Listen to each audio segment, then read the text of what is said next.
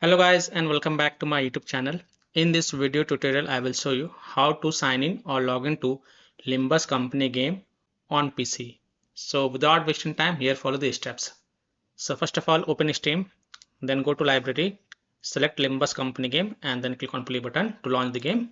And this is for the players who is launching the game for the first time. It is launching the game, just wait. Limbus company.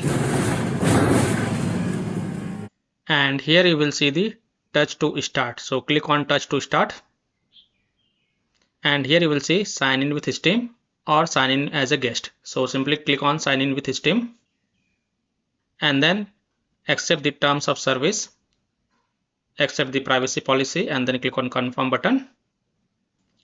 And then again click on touch to start. And here you will see downloading 13.72 GB of data. So you have to click on confirm button to download the additional game data. And once this download get completes, then you will get login to your game and then you can play the game. So that's all for this video. If this video helped you, then please like and subscribe to my channel, share this video and hit the bell icon to get the latest updates. Thank you.